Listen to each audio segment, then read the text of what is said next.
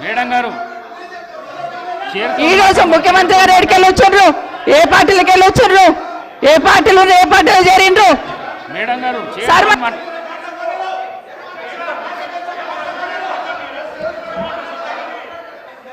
సభ madam గారు మీరు చైర్తో మాట్లాడండి ప్లీజ్ చైర్తో మాట్లాడండి.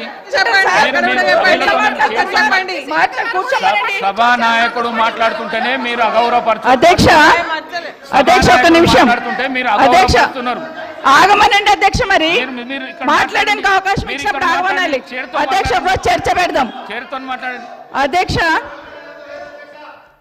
తప్పకుండా చర్చ పెట్టుకుందాం. అక్కడున్న లేపట్లకు వచ్చిండ్రు, ఎక్కడ పోయిందో తప్పకుండా చర్చ పెట్టుకుందాం. గౌరవ ముఖ్యమంత్రి గారు ముఖ్యమంత్రి అయిన తర్వాత కేసీఆర్ ఇంటి మీద వాళ్ళ కాకినా ఇంటి మీద వాళ్ళతో కాల్ చేస్తాడు. ఎంతమంది ఉన్నారు అధ్యక్ష? ఇప్పుడు అక్కడ ఎందుకు చేర్చుకున్నారు అధ్యక్ష?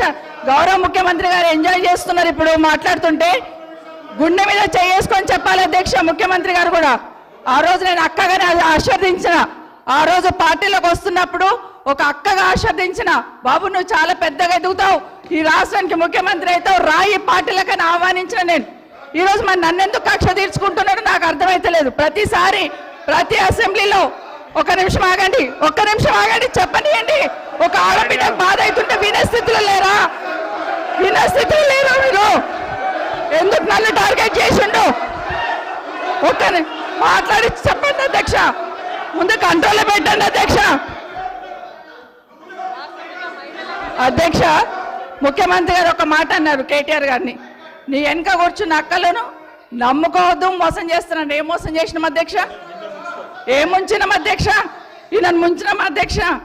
ఈయనను బతిన్లాడి పార్టీలోకి రా తమ్ముడు అని చెప్పి, నువ్వు వస్తే భవిష్యత్తులో ఈ పార్టీకి నువ్వు ఆశాకిరణం అవుతావు అని చెప్పి పార్టీలకు ఆహ్వానించిన లేదా గుండె మీద చేసుకొని చెప్పమనండి అధ్యక్ష.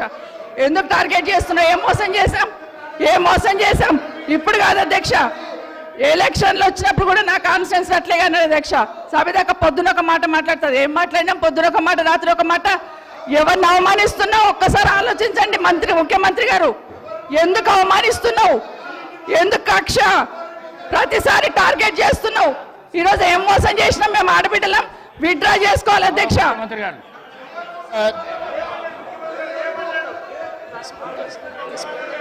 స్పీకర్ సార్, గౌరవ ముఖ్యమంత్రి గారు. స్పీకర్ సార్, కూర్చోండి ప్లీజ్. అరే ముఖ్యమంత్రి మాట్లాడేటప్పుడు సభానాయకుడు మాట్లాడుతుంటే ఏమవుతుందంటే ఎట్లా? స్పీకర్ సార్ మాట్లాడండి. ప్రజా జీవితంలో ఉన్నప్పుడు వ్యక్తిగత సంభాషణ ఉంటుంది, ప్రజా జీవితంలో చర్చ ఉంటుంది. సబితక్క ఈరోజు